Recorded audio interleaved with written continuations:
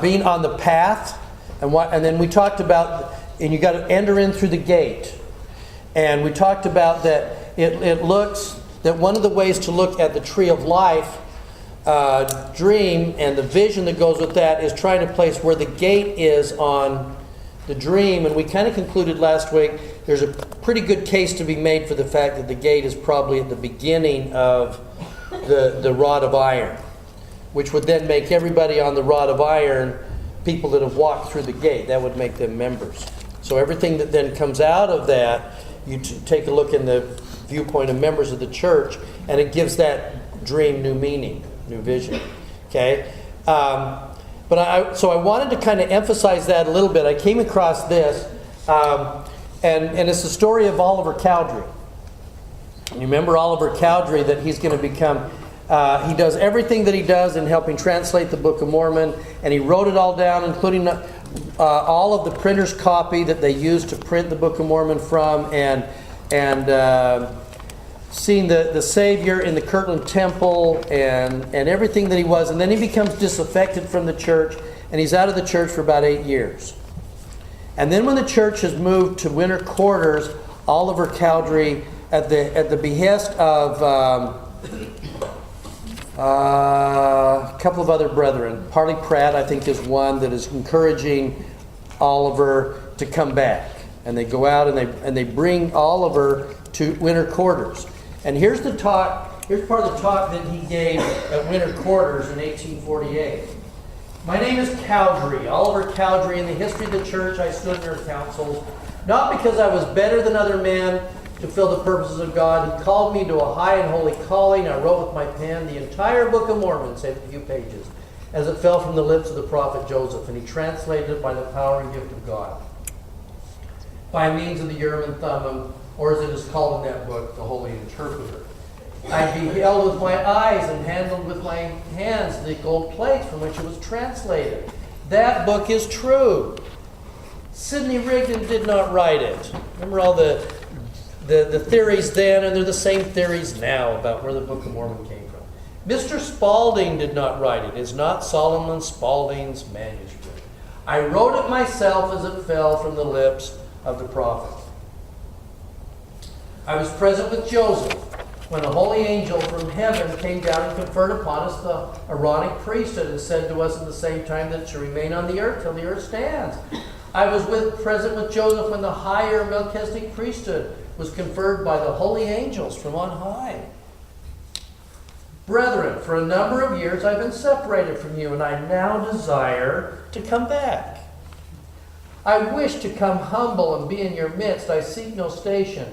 I only wish to be identified with you. I am out of the church, but I wish to become a member. And then he said this, and this is kind of, I thought was great.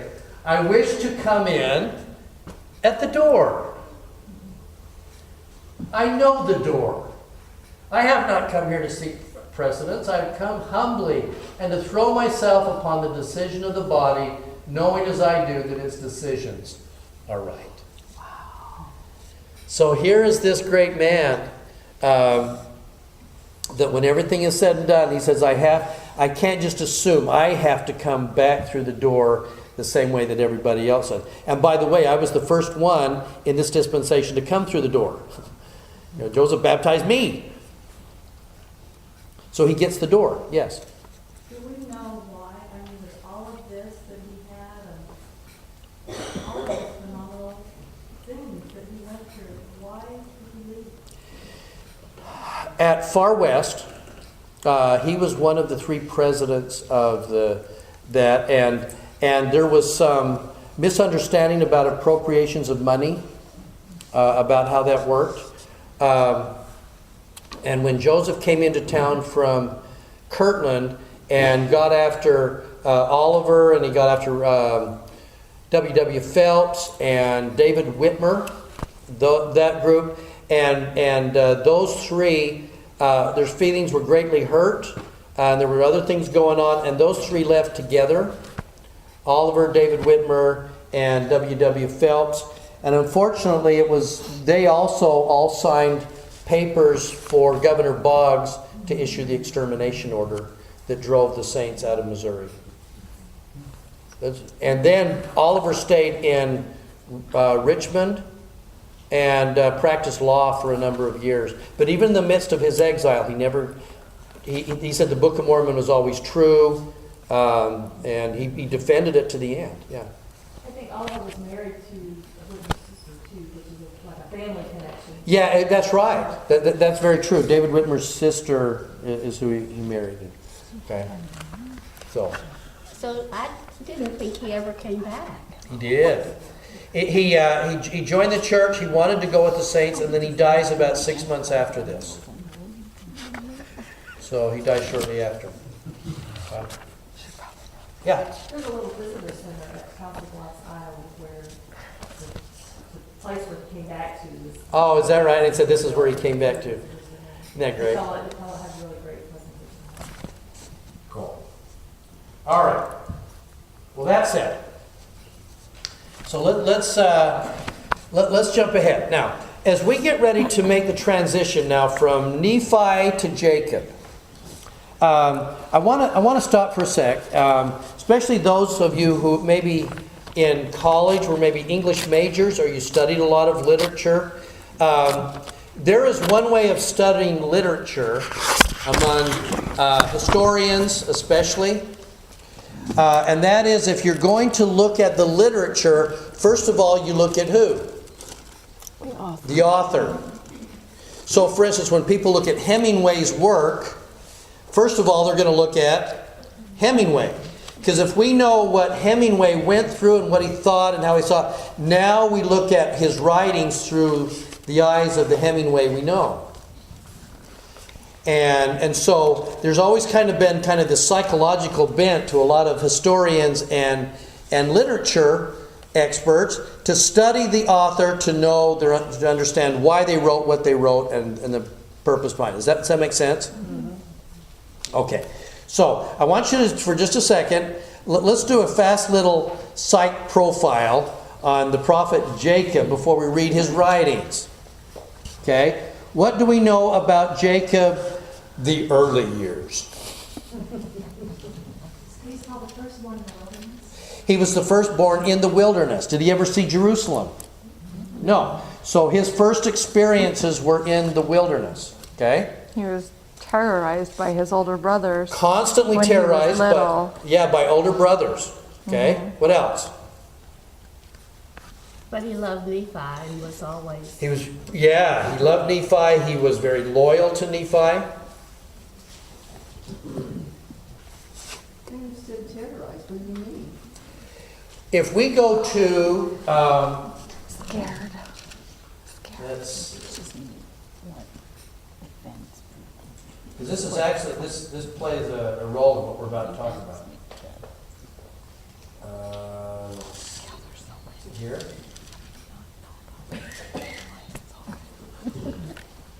In his patriarchal blessing from Lehi, now Jacob, I speak unto you, thou art my firstborn in the days of my tribulation. Lehi's going to say there were years of tribulation, and part of it was the wilderness experience, and part of it was your brothers.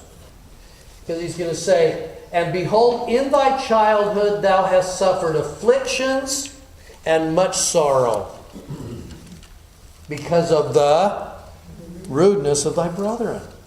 Okay, now, what effect would that have on young Jacob growing up? If his earliest experiences are watching the rudeness during their years of affliction.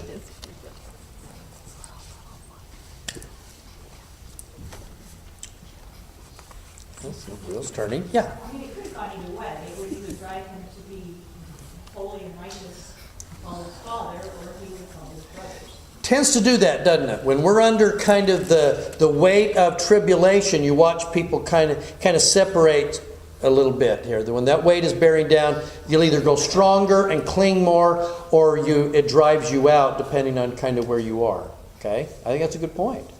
Okay?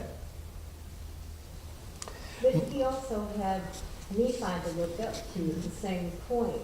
Yeah. He's being smoothly. Right. And so in that moment, I'm either going to kind of draw close to Laman and Lemuel and I'm with you, or I'm going to draw close to Nephi and we'll go here. Okay? Where are we?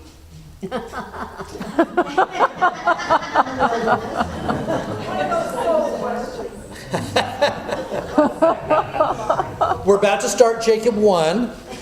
But Where's scripture number 1 there? yeah, right now we went back to 2 Nephi 2 just to look at how Lehi was explaining what Jacob had gone through.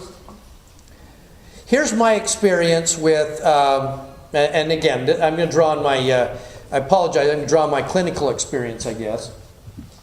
When I work with those that have gone through a lot of tribulation and trial and trauma early in their life, it has an effect. I was watching my granddaughter last night. She and I have kind of become kind of hooked on each other. She's about 20 months. And she comes in every night before going to bed, and I'm just coming in from work, and she looks for me, and she comes running in, she sits on my lap, she eats some of my food, she gets into my drawer there and everything, and that's become our little nightly ritual. But part of why it is she comes running to me is she knows that I'm crazy about her. So she sees a face that is excited to see her and loves her, and kids are drawn to someone who's crazy about them. There is in that setting a safety and a consistency, and they are able to trust. She's not willing to sit on everybody else's lap. She's willing to sit on my lap because I'm safe, and she knows that I won't hurt her, and that I love her, and that I care about her. And kids are that way with their mom. And kids are, the ability when we're younger to bond and to be able to have good relationships as adults begins when we're children. And we discover very early on whether the world is safe or whether it's risky. Whether it's dangerous and there's a lot of hurt available, or if it's a very safe place. And when that safety is interrupted because of a lot of possible factors, people have a hard time as teens and as adults bonding and connecting and having safe emotional intimacy with other people, because they learn while their emotional self was still forming that the world is scary, the world is unsafe. So, for instance, I watched her the other night, and she's toddling all over the house, and she trips and falls. She hits her head. And I watched her parents, and her parents are looking at her, and they're kind of going, "Are you okay?" And there's a pause there. And she seems to be okay, and they said, "Jump up, get going," and she jumps off and runs. Now, what happens if she falls down, bonks her head, and they look over at her parents, and her parents go, "Oh, you fell, you broke your head, oh no," and they pick her up, and they're holding her and everything.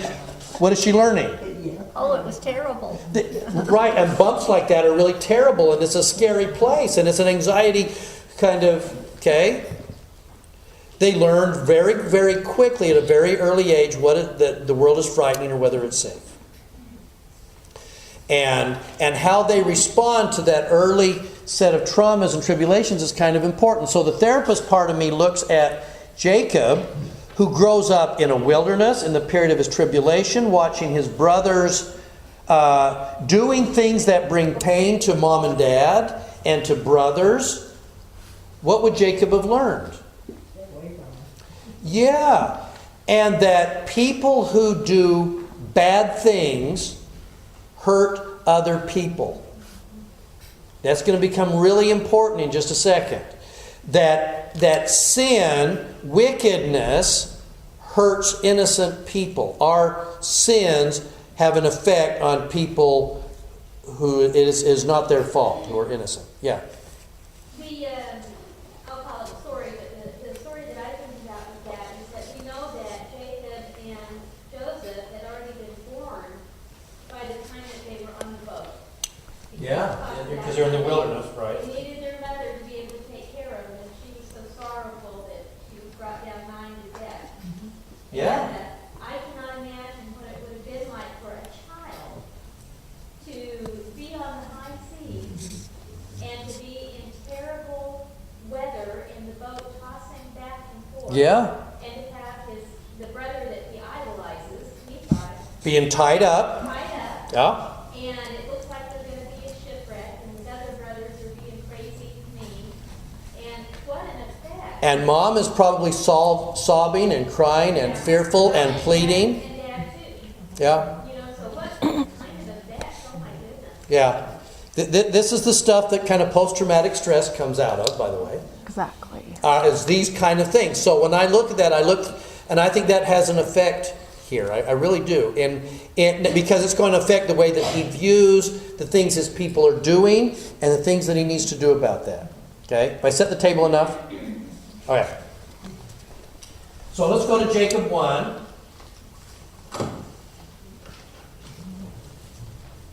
And I want you to see that something interesting is occurring here. So let's hop ahead to verse 15. Remember that Nephi has just died. And the question is, who would... And so they made Nephi a king.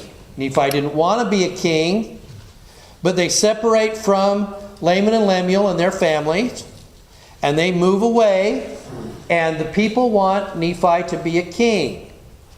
So he allows himself to be a king, not because he thinks they should have kings, but why would he go along with being king? Just to make them happy? Why? Yeah, he wants to make them happy, right? What's the big problem between Nephi and Laman and Lemuel? What is the big lie that Laman and Lemuel are going to tell? I don't think that he wants to rule over them and make them subject. Who's the ruler? His whim.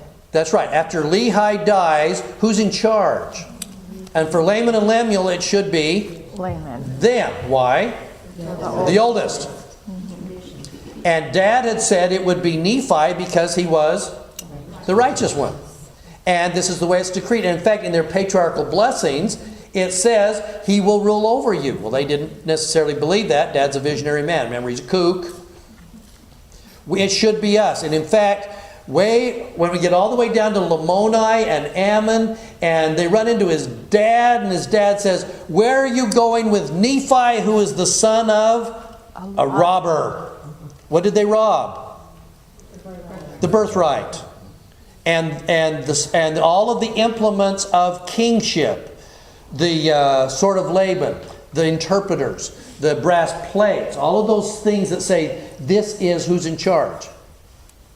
So why would Nephi allow himself to be a king when he really thought they didn't need a king? Why would he be a king?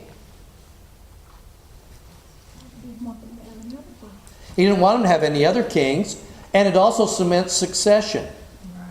We're not going to be battling over who's in charge. Okay? So if we're going to do the rights of kings and we're an Israelite,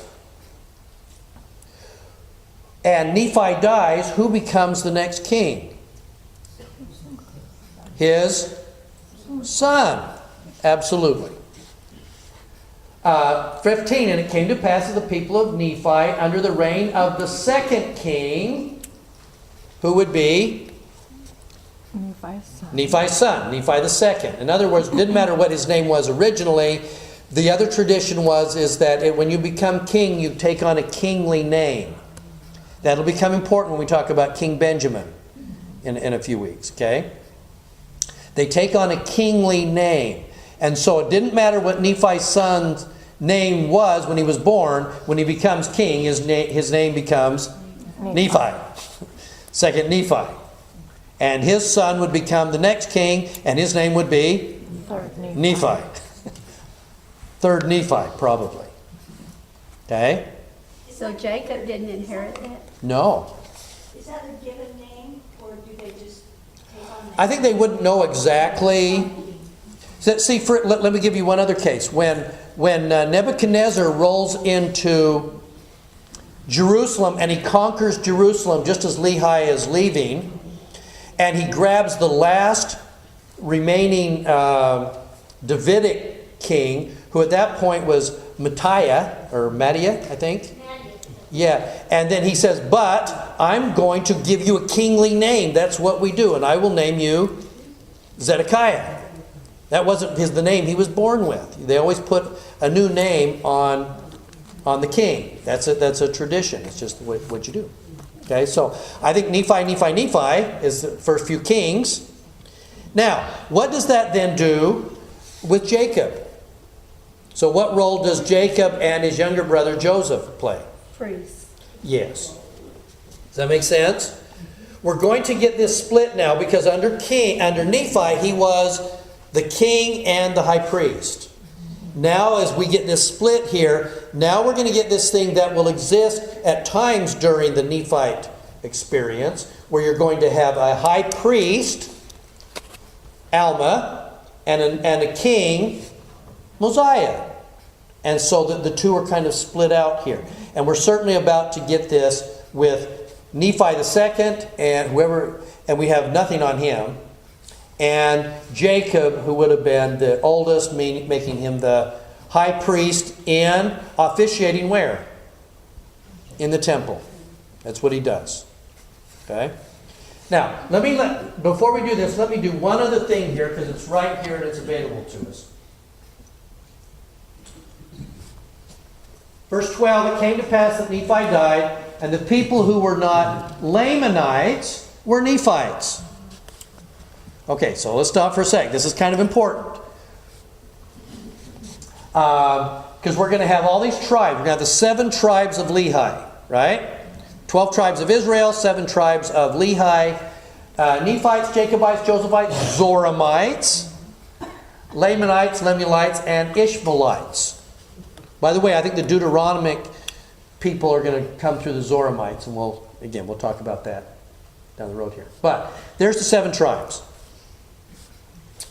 Now, I, Jacob, shall not hereafter distinguish them by these names, but I will call them Lamanites that seek to destroy the people of Nephi. Who are Lamanites? Anybody that is opposing the Nephites. And those who are friendly to Nephi, I will call Nephites. Now, that's kind of an important thing if you keep this in mind.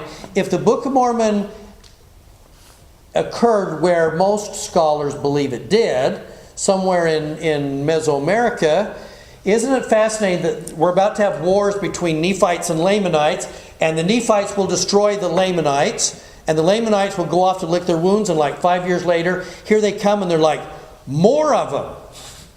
And then they'll beat them again, and a few years later, here come more Lamanites. And they're like numerous than sands of the sea. Where are all these Lamanites coming from? And the critics of the church have always said there wasn't that many people on the boat. How can there be numerous sands of the sea Lamanites?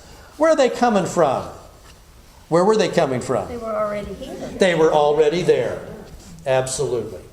And when this colony came in, they landed in a place that was already filled with the Kishimayas and the Olmecs and the Aztecs. They were already there. And so, who's a Lamanite? Those who fight against the Nephites. So many of the Lamanites that were coming to bear against the Nephites weren't of the tribe, they weren't one of these tribes. They weren't of the blood of Lehi. They were simply those that opposed the Nephites. And by the way, who were the Nephites? Those who believed in Nephi. Could that also have been by way of conversion? They went out there and they taught the gospel, and some of these Mayas and some of those would become Nephites through their conversions. Absolutely. Brother Hinckley, Yeah. are those part of the books that we're ready to receive of these Aztecs and Mayas? So, a little bit, but you know what? Most of this you can read in the Maya history, the Popol Vuh, which says, here's the people, they were here, and suddenly these tribes of Lehi land in the middle of an already occupied peninsula. Did they come from Jerusalem over, or do we? That's really a good question, because even among if you go back to the Popol Vuh, and it is the kind of this Genesis creation of the Mayas, for instance. And there are a lot of other people, the Incas down there, but if you just take the Mayas for a second. They have traditions of that their people came across a great water, that there was a flood, that they have all of this kind of thing, and we really don't know whether those traditions are ones that were always with the Maya down there, or how much of that was as they converted to and were around the Nephites, and the Nephites were showing them the brass plates, and then we became apostate. How much of that became mixed in with their traditions? Just hard to know. Probably a combination. So they would have different DNA than what Nephites. Yeah, they really would. And I haven't seen the DNA studies on that, although it is interesting, the new DNA studies coming out on the American Indian that show heavy Middle Eastern roots. Okay? So it's just important to know that this is diffusing out into the indigenous people that are out there. So that's why the backdrop of who's Nephite and who's Lamanite gets a little murky, because it wasn't like this pristine, nobody's there for hundreds and hundreds and thousands of miles, and we have this little family right in the middle of that, and they're the only ones. But we do know from the scriptures that the only people that are on this land at this point are who? People that the Lord brought here. So however the Maya got here, the Lord wanted them here. We just don't have their exact records really of what occurred here. Though there are some suggestions from some BYU scholars that are suggesting that maybe there were others that did come from Israel. We know Mulek did and his family, but there might have been others as well. Yeah. What about the Jaredite? There was only, they pretty well wiped out each other, right? Yeah, the Jaredites pretty well cleaned each other out. We don't know nearly as much about who the Jaredites, when they got here, if there were other people here at that moment. It's not long after the flood, by the way, and whether that cleaned all this out, we don't know. That's a really good question. So, right, yeah. I think in the times and seasons, it says about the Jaredites that they brought many cultures Yeah. with them. So in their journey, I would assume they picked up other people. Yeah, we've assumed it was one straight journey, 344 days at a storm at sea. And certainly they had all those days. Did they pick up some things along the way? How much did they bring with them? We just have so very little with them, but that wouldn't surprise me either. All right, so this is where we are. So we have all of this. Now here's Jacob, and he's going to say,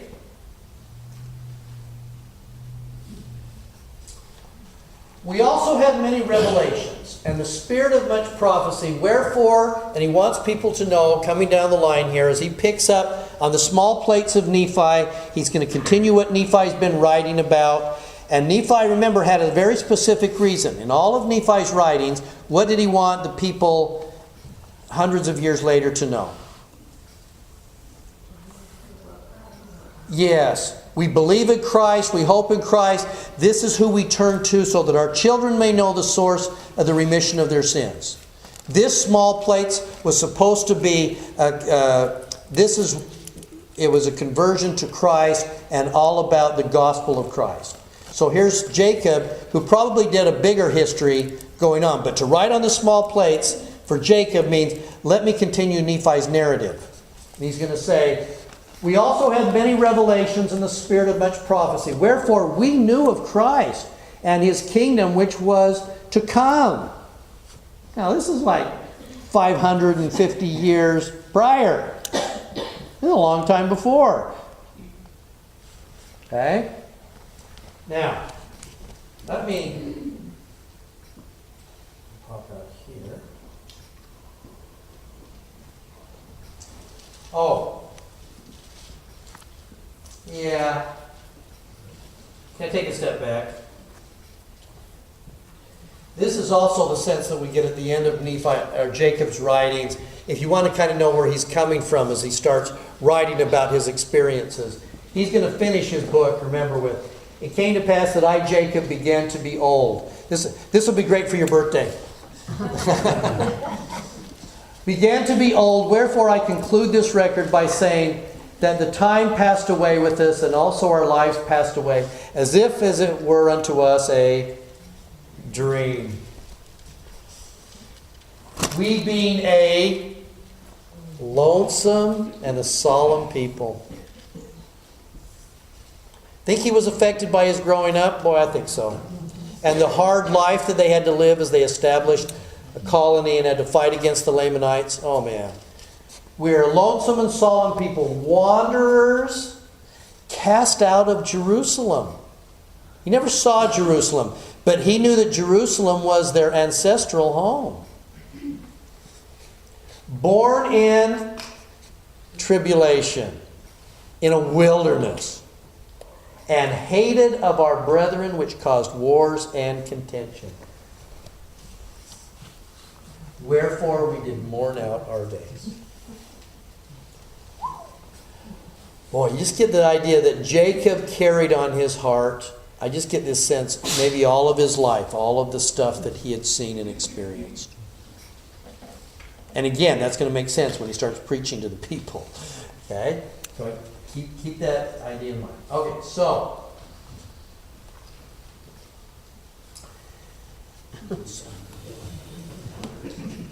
So, here's what he's going to start off saying.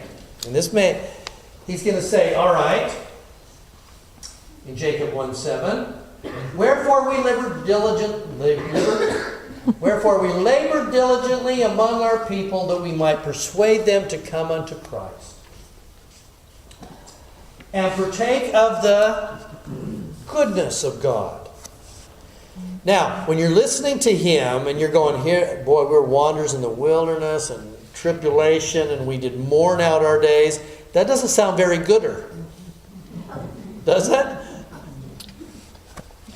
And partake of the goodness of God that they might enter into his rest. That just doesn't sound gooder.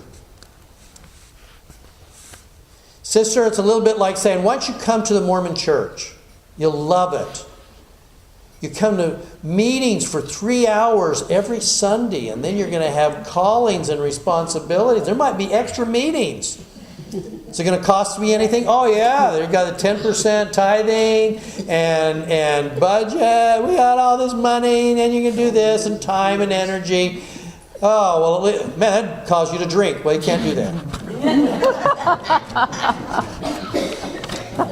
Really? Yeah. On that coffee? Well, that's gone too. Sorry. And the tea. When you go out to eat, that's gone too. Oh, what about don't even talk to me about cigarettes, okay? You know, it's just like all the do's and don'ts. This isn't an easy thing. This doesn't look like gooder, does it? This doesn't look like gooder. Now, in fact, he's gonna tell you what gooder is in the next verse. This just gets so much better. Let me tell you about this. Jacob 1:8. And all men would believe in Christ and view his death.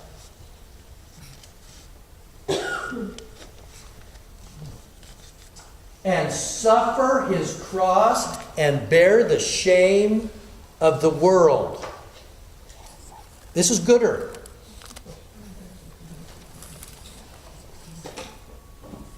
Okay? All right, let me stop for a second.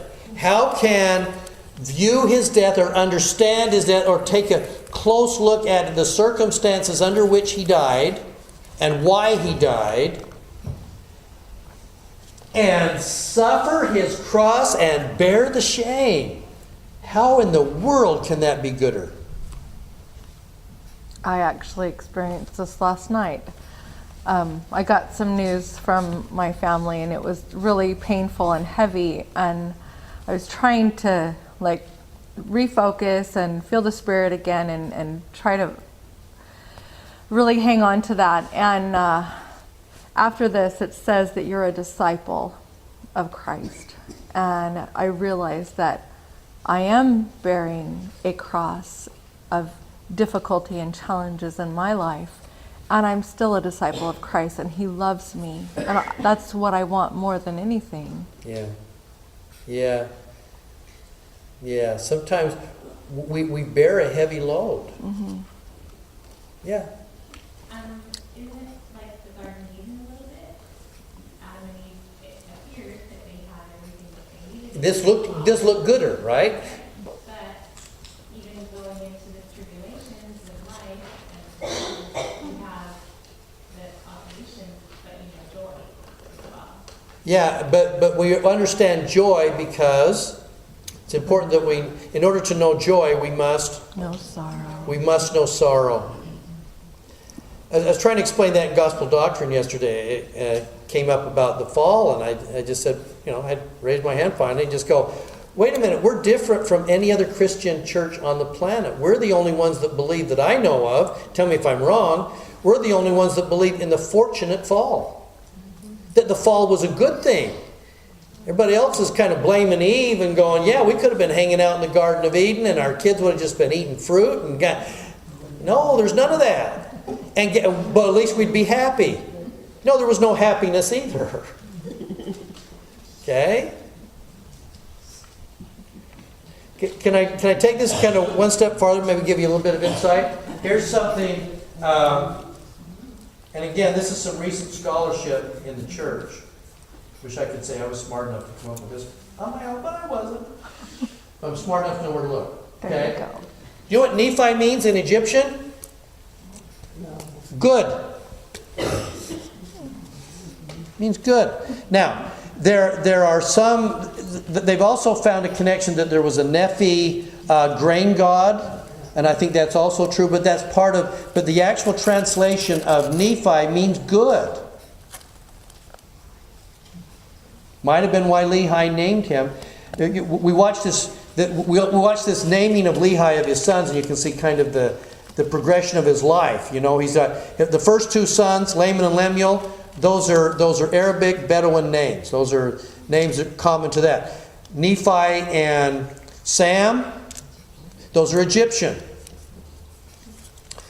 Jacob and Joseph, those are Hebrew names. You watch Lehi the trader trading across Egypt and living that kind of building kind of his business life, coming into, here comes the Egyptian stuff, coming to study the brass plate stuff, and you just watch Nephi's life as exemplified in the names of his sons.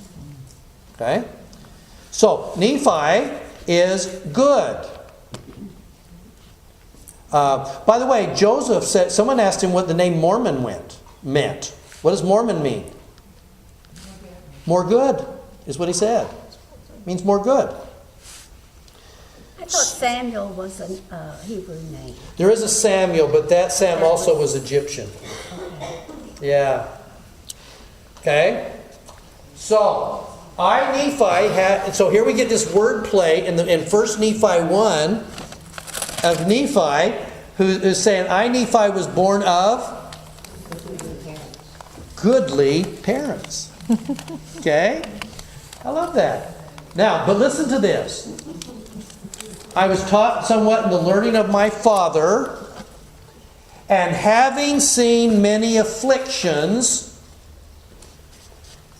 in all my days, having had a great knowledge of the goodness. Wow. What is he saying? What is he telling us about goodness? Okay, hang on to that. All right, one more here. Let's go back to Jacob 1. I'm just drowning you in stuff. Okay.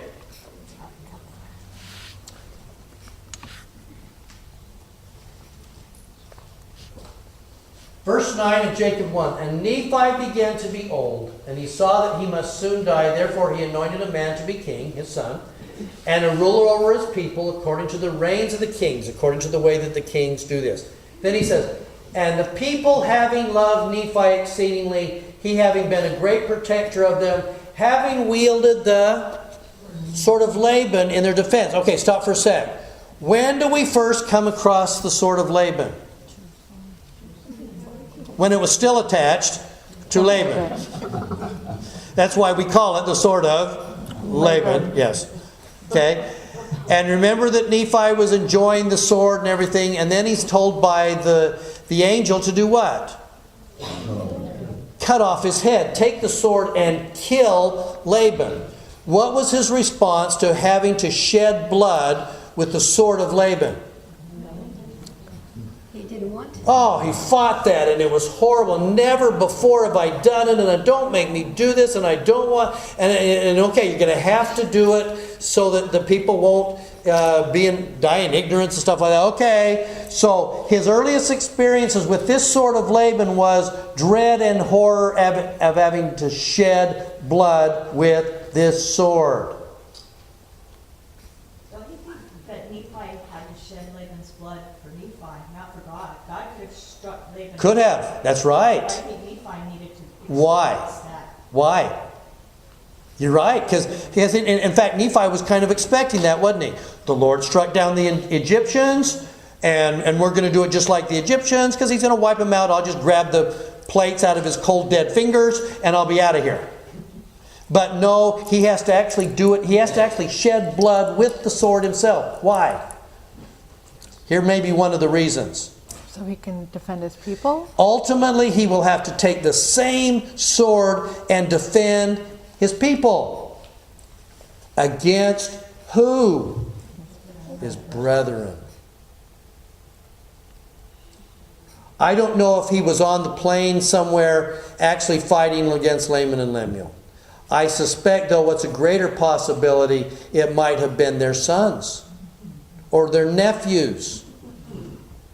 Especially in those early days, the chances were pretty strong that Nephi was having to use the sword of Laban to kill his relatives.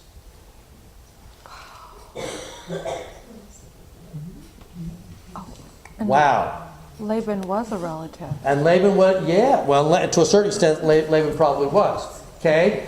So, so now, let's go back real quickly here. 1 Nephi 1. Having been born of goodly parents, having seen many afflictions in the course of my days, having been highly favored of the Lord, having a great knowledge of the goodness of God. So, when we're looking here then at Jacob 1, and he's going to say to us,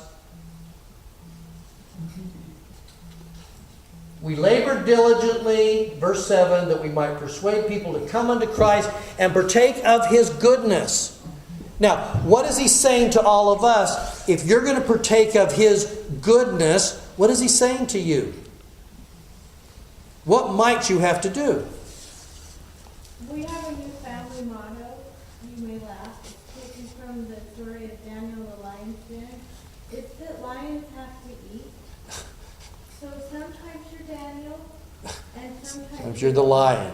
And it doesn't change whether God is good or not. Yes. How did they know those lions were being really good and not eating Daniel? Because they probably already ate some people. So when they know they ate food, but they didn't eat Daniel. So did that make the people that they ate any less faithful Christians? No, it did not. So it just tells you, lions gotta eat.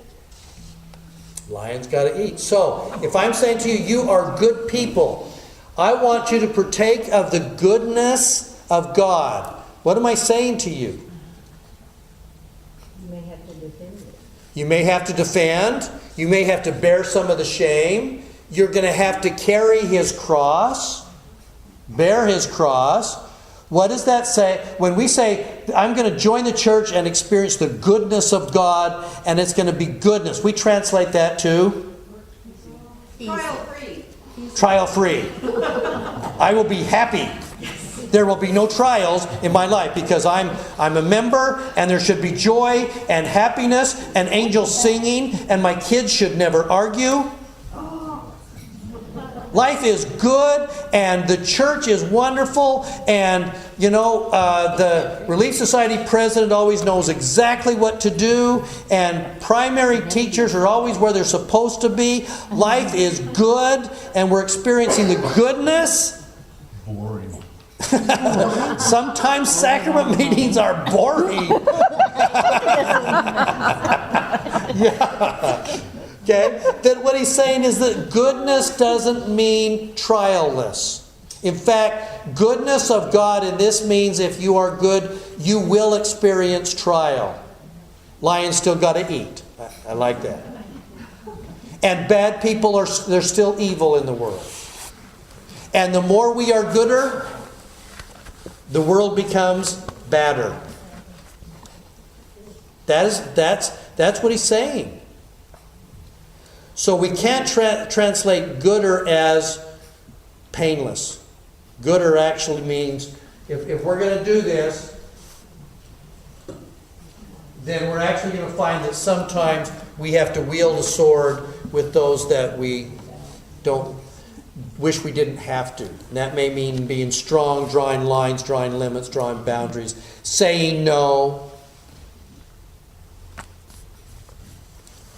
or having to defend an unpopular position in public.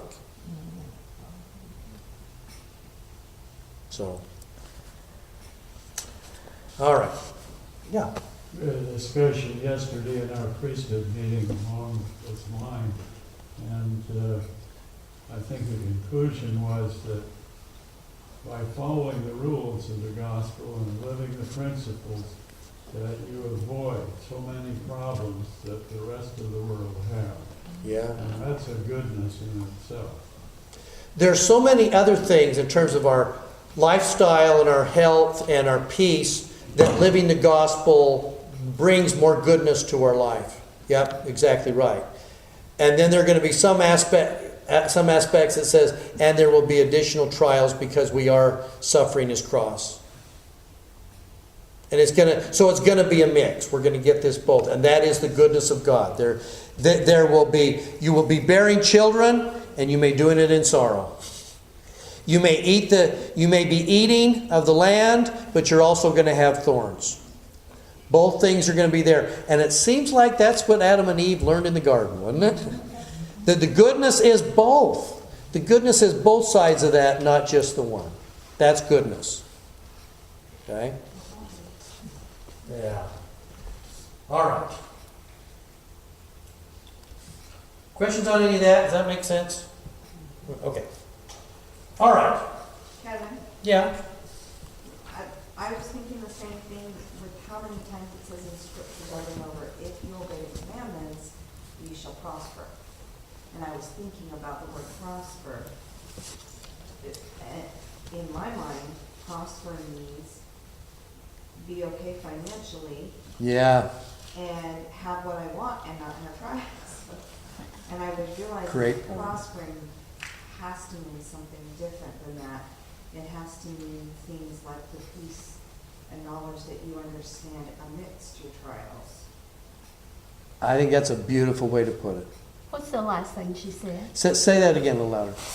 That prosper must mean something more like the peace you have Amidst trials. the trials, Yeah.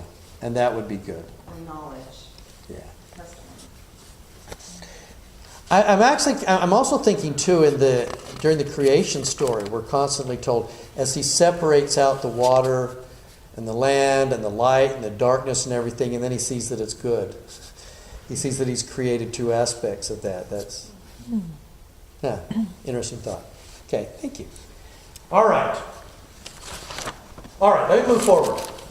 Because now here comes Jacob, and you're about to see what it is that he is concerned about, what he chooses to preach on. Let me ask you something. This is going to sound like it's coming a little bit out of left field. Anybody? There's an old movie with Tom Cruise in it called The Minority Report. Ew. What was the basis of somebody who hasn't seen The Minority Report? Somebody tell me what the basis of The Minority Report movie was. I'm not necessarily recommending it. I'm just saying this is an interesting thing. What was that? The leaders of the country or whatever it was could predict whether someone was going to kill someone or not, so they could arrest them ahead of time. For pre-crime. For a pre-crime. And then he was wrongly accused. Yeah. So in that, and so they had these precogs, these empaths who could say, you haven't committed a crime, but I know you're about to. So we're actually going to arrest you before you commit the crime because we know you're going to. That way we can prevent crime because we just arrest you ahead of time. That sounds like a good movie. Well, there's an interesting concept here of pre-crime. Okay, you haven't done it yet, but dang it, you're thinking about it. So if we got to stop you before you actually do what you're going to do. In my field, we call that profiling. That's profiling, yeah. There's a tendency towards that. Okay? All right. Now, I want you to turn now to Jacob 2. Because Jacob 2, here's Jacob, so he's now going to stand in the temple, and this might have been the occasion of Passover or might have been Feast of Tabernacles, I'm not sure. But here's a chance for the priest in the temple to preach to the people. So everybody's coming together to get this wonderful address. And by the way, in some ways I equate this, and I've mentioned this before, there was a wonderful talk years ago in 1976 by Spencer Kimball. And it is the bicentennial. And everybody's gathering to hear President Kimball talk about things about the bicentennial. And they all gather, and he gives this fabulous talk. And it's completely opposite of what anybody was expecting. And it was called The False Idols We Worship. We are a warlike people. We depend on our weapons. We worship them as idols. Amazing talk, but it was opposite than what the people were expecting at the time. You want a great experience, go back and read that talk. Just Google that one, The False Gods We Worship by Spencer W. Kimball. Holy cow. Not what you were looking for. Well, this is kind of one of those things. Okay? Now, Jacob says, okay, let's see. So here's the brother Jared spoke after the death of Nephi. Might have even been at the funeral. Who knows?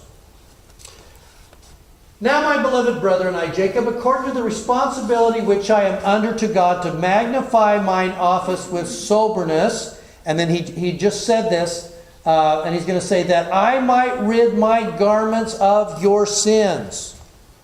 We take on the responsibility of those that we have responsibility for. Okay? And if we have time, we may come back to this. Ye yourselves know, verse 3, that I have hitherto been diligent in the office of my calling. But this day I am weighed down with much more desire and anxiety for the welfare of your souls than I have hitherto been. Now, look at the next verse, because I need you to see where he is in this process. For behold, as yet ye have been what? Obedient. You're obedient. You're keeping the commandments. You're obedient unto the word of the Lord, which I have given unto you. So they're sitting there going, we're good, we're golden, we're keeping the law of Moses. You have been obedient. Okay? But hearken unto me and know that by the help of the all-powerful Creator, I can tell you concerning your thoughts. Whew. Okay, don't we love this part? I mean, if this is all, when I start reading this is usually about the time I start squirming. Joseph Smith once said that those on the other side know our thoughts and are grieved often thereby. That's lovely. I would really love for my ancestors to know my thoughts on a regular basis. That's a great comfort to me. Yeah. So in this case, he says, I can tell you concerning your thoughts how ye are beginning to labor in sin. Which sin appeareth very abominable unto me, yea, abominable unto God? It grieveth my soul, and causeth me to shrink with shame before the presence of my Maker, that I must testify unto you concerning your actions, about your behaviors. No, I have to testify unto you concerning your wickedness, of your hearts. Now, we know specifically there are going to be two major sins that he's going after here. And you guys know this well enough. What are the two major sins that come up in Jacob 2 and 3? One is what? Sexual sin, chastity. Pride and riches is the other one. I know that you are going down this road and you're beginning to put your hearts on these two areas. Okay, now, let me step back from this for a second. And I apologize, some of you have been in the class for a while here. We've talked about this before, but I want to use this quote again against the backdrop of what Jacob is saying and kind of bring it together. Okay? So bear with me if you've heard me talk about this. President Joseph F. Smith made a statement that was actually one of Neil Maxwell's favorite quotes, drove him to a lot of contemplation. And I remember hearing Neil Maxwell use this quote, and only the one line. And I used it for a number of talks for years. And then I ended up finally going back and researching the rest of the talk. And the whole quote here is incredibly powerful, I think. And it really kind of shook up the way that I looked at things in a really big way. Okay? Joseph F. Smith. The education of our desires is one of far-reaching importance to our happiness in life. Now, what is a desire? Something you want. It's something you really want, right? And where do we want it? In our heart. Now, yeah. Yes. That desire begins in our heart. We just want stuff. We crave stuff. Okay?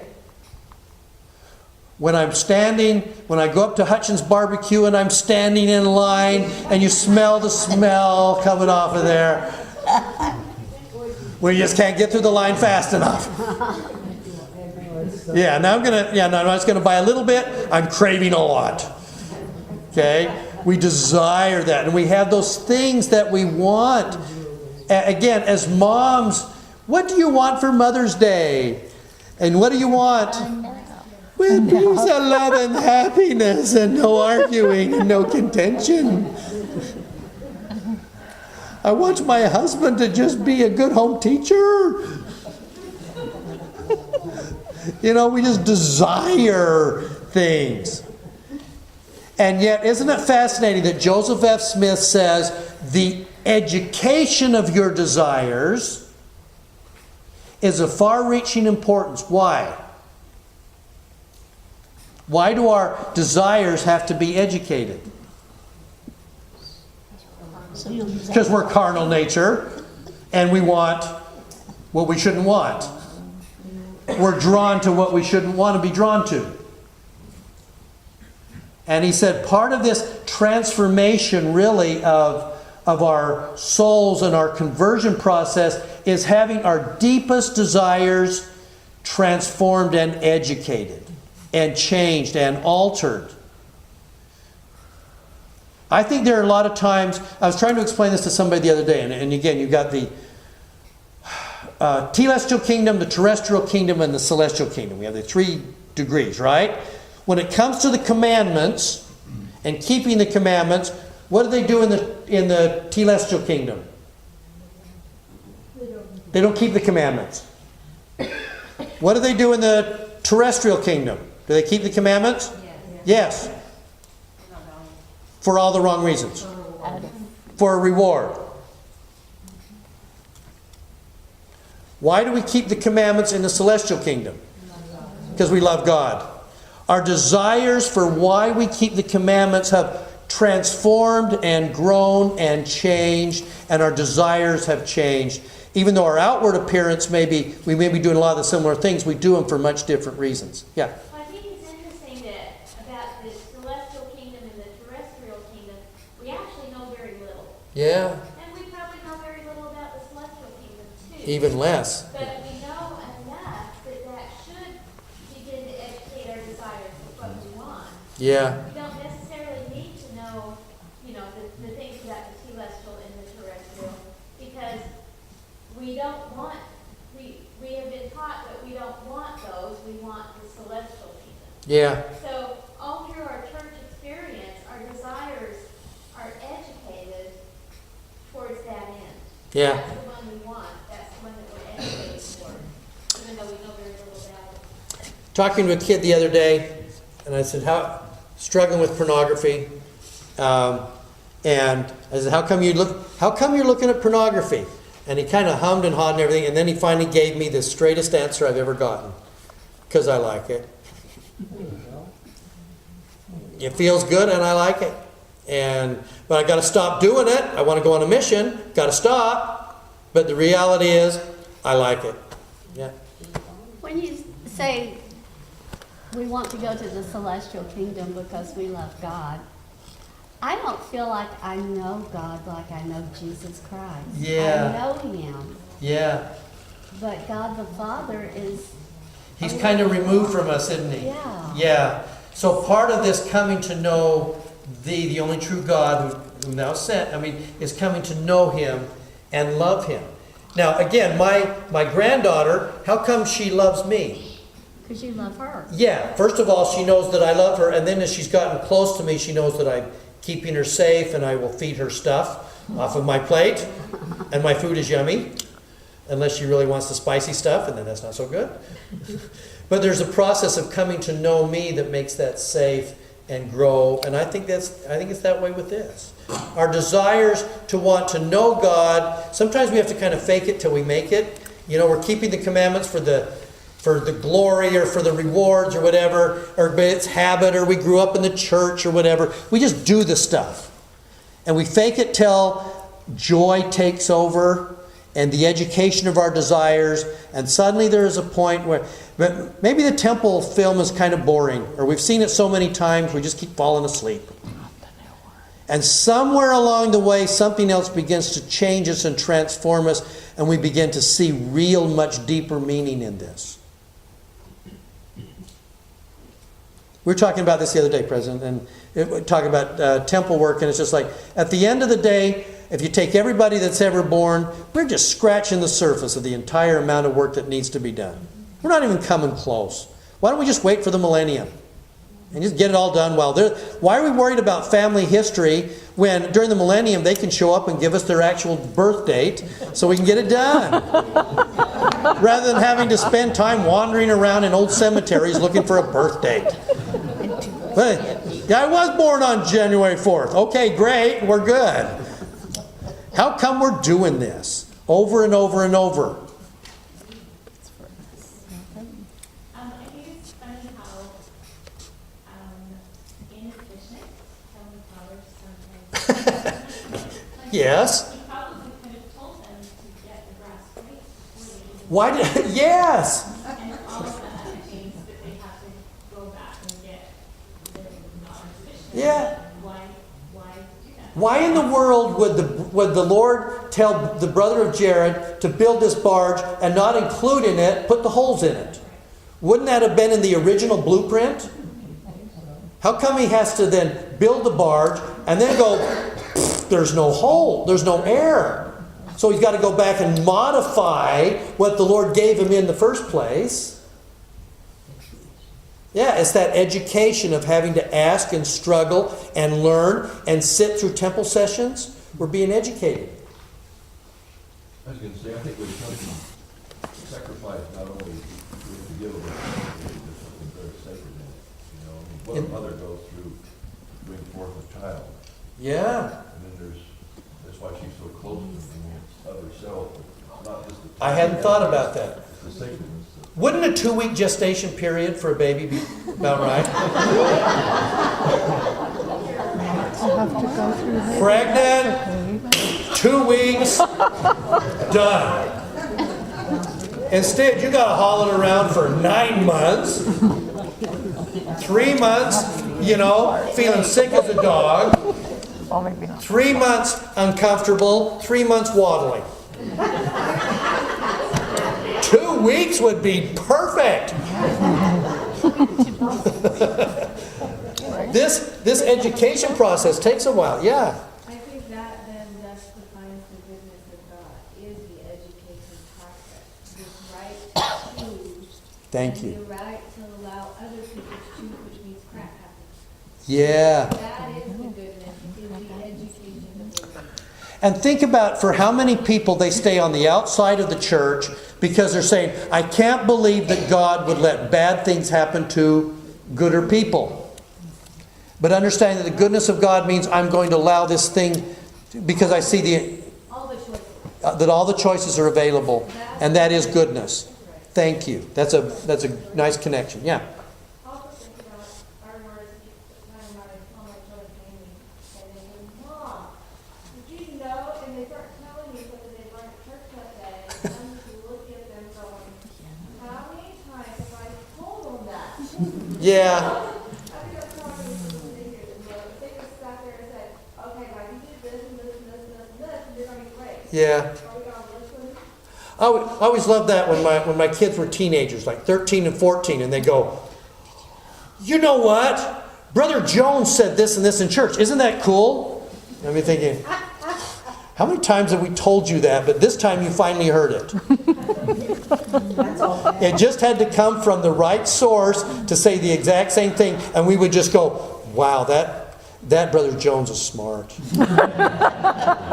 That is really good stuff. Yeah. Yeah, but it's also about the right time, and I also learned as I handled those teenagers that even though they acted like they weren't listening, I found out later they really were listening, even though they had their head someplace else. Yes, they do have the ability to be looking on their phones and hearing you.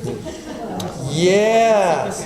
Okay, so here's the rest of the quote for this. So part of this education of our desires, which is where Jacob is going with this, it says, by the Lord's inspiration, I know your thoughts, which is really revealing your desires. I know what your heart is hung up on. I know what it's desiring. So here's the rest of his quote, because this is where it ended for Elder Maxwell. God's ways of educating our desires are, of course, always the most perfect. And what is God's way? Everywhere in nature we are taught the lessons of patience and waiting. We want things a long time before we get them. In nature, we have our seed time and harvest. Nature resists us and keeps admonishing us to wait. Indeed, we are compelled to wait. The things that we desire from a carnal nature, how long do we have to wait? Sometimes not long. We want it now. One thing about the kid in the pornography, if I want to look at pornography, I'm 2 clicks away. And if I'm going to fight it, which is what he's doing, now I have to fight it, that having peace and not being tormented by the addiction is months away.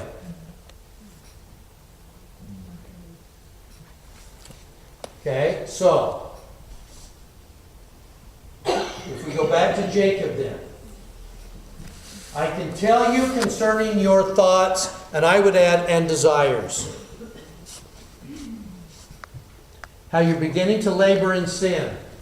And then he's going to have to go on to say, it grieveth me that I must use much boldness of speech. Your wives and children, many of feelings are exceedingly tender and chaste and delicate. In fact, let's verse, go to 3.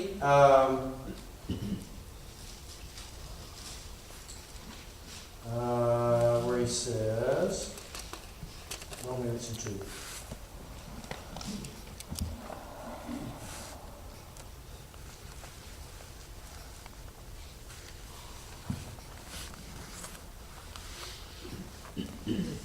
I'm not finding it. Where he talks about the tender wives and how their tears. Oh, there it is. Not only have you been after gold, but you've done greater iniquities. You have broken the hearts of your tender wives, lost the confidence of your children because of your bad examples before them. The sobbings of their heart. Wow. Clear as that. The sobbings of their heart is sent up to God because of the strictness of the word which cometh down to you. Many hearts died, pierced with deep wounds. Wow. What he's saying is that your thoughts lead to actions, lead to sins, and those sins have consequences on the innocent. That's what he's saying. If up above he's saying you haven't sinned as of yet, Yes. then why is it saying here the women are already sobbing? Good comment. So if they're still good, what is it that they're doing here? What is it that they're desiring and talking about and craving? I thought they'd already been doing it. Apparently not. Looking at pornography before the action. That may be a good parallel. It might. But I'll give you a hint. Verse 23, but the word of God burdens me because of your grosser crimes. Thus saith the Lord, this people begin to wax iniquity. They understand not the Scriptures, for they seek to excuse themselves in committing whoredoms, because of the things that were written concerning David and Solomon. What are they planning? Polygamy. Kind of a polygamy. They're going to have concubines, and by the way, and from that standpoint, part of so this isn't just about sexual sin. Why would they want to be living like David and Solomon? Glory. Pride, glory, money. It was one of the ways, sometimes this happened sometimes when polygamy was not being lived very well in the early days of the church, which was rarely, is that there was a sense too of saying the more wives, the greater glory. The more wives, the greater the greater headache. The more wives, the greater righteousness. How do we tell who the real righteous people are? They're the ones with the bigger. Okay. So there was a sense to this. Wasn't just straight up. We just want to have more intimacy going on all over the place. This is also a matter of we want to be like David and Solomon. So they were talking about it and discussing and saying, "I want to have more wives." I think that's the deal. I think that's what's going on. Because they're doing it according to the Scriptures. If I want to prove I'm more righteous, and by the way, the fundamentalist sects, this comes really close to a lot. They're saying we're going to live the higher law, and the higher law is going to be polygamy. I mean, multiple wives. Yeah. Well, and that's kind of what I was going to say here, is that we would probably call it a splinter group. Yeah. You know, that's out there. I mean, they've got to get this idea somewhere. Right. And somebody is probably teaching them. Yeah. Now you need to know The good stuff. story, The more righteous stuff. Yeah. You don't want to be the boring Mormons. Let's get you and transcend the boring sacrament meetings and gospel doctrine classes. Let's get you ready for the really good stuff. Yeah, I think that's part of what was going on here. So they were talking about it ahead of time and doing it, and there were already tears and broken hearts because of what was coming. And we don't even have time to go into kind of the racist things that were going on about how they were looking at the Lamanites. They have darker skins than you, and you're putting them down. Wow. Great stuff here. Okay, so I want to kind of finish then with this principle. I think where Jacob is going is that our thoughts reveal our desires, and desires dictate our decisions. That sometimes if we're not sure what our desires are, look at our thoughts. And conversely, if what we dwell on, what we think about, what we visualize creates in our hearts desires, and those can be positive and negative. But our desires can reveal our thoughts can form our desires. And this is the highest level of struggle, I think. It's one thing to say we keep the commandments. It's a much more difficult kind of thing to control and alter and heal our thoughts and our thinking. And I think that's the battle. That is the true education of our desires. Despite that's why at the end of the day, and I've said it a number of times, we will not be saved because of our actions. We won't be exalted because of our actions, what we've done. We will be judged and exalted ultimately on what we have become through the atonement of Christ. The transformation that has occurred in us. And the thing that will have to be healed the most is our thoughts and our desires, so that they are focused solely on Him for all the right reasons. That's why we need a millennium and eternities to get to that point, and it can't be done quickly. So give us 3 strategies to shape our thoughts. To shape our thoughts? She's asking for 3 strategies. Let me give you one solid one. Okay? One that I work with a lot, and that is that when we are having thoughts and desires that are destructive in nature, that just trying to throw them out doesn't work. Nature abhors a vacuum. It leaves an open space. Okay? And what we're usually throwing out is an irrational, wicked thought, and it has to be kicked out. We have to see it as irrational. But what we have to replace it with is the truth. So we have to look at, here's what I've been thinking or visualizing, and I have to put in its place something that is truthful, that the Holy Ghost can bear witness to. If it's truth, the Holy Ghost will kind of tattoo it to our DNA, if you will. Connect it. But we have to, first of all, now, that's made harder by the fact that most thoughts, so many desires, most of our thoughts, cognitive psychologists tell us, 80% of which are unconscious. 80% of what drives us is unconscious. In our habits, in our old experiences, in the traumas that we had experienced as younger. Our desires reveal some of those thoughts. It gives us an idea where we're drawn to. Or at times of pain and fear, these thoughts come up trying to tell us who we are and what we have a right to. And when we capture those things, we have to take them and say, that's wrong, that's a lie, but we have to then replace it with what is true and focus on that. And there's a whole couple hour lesson. There's 3 hours of education week discussion on that, which I've done. So I just think at the end of this, it really is that our thoughts are the real battleground. Our desires are the real battleground. And be nice to yourself if in your impatient to have this done, if it's a battle you fight most of your days. Because the goodness of God is the fact that He is helping us fight these battles. And we have good days and bad days.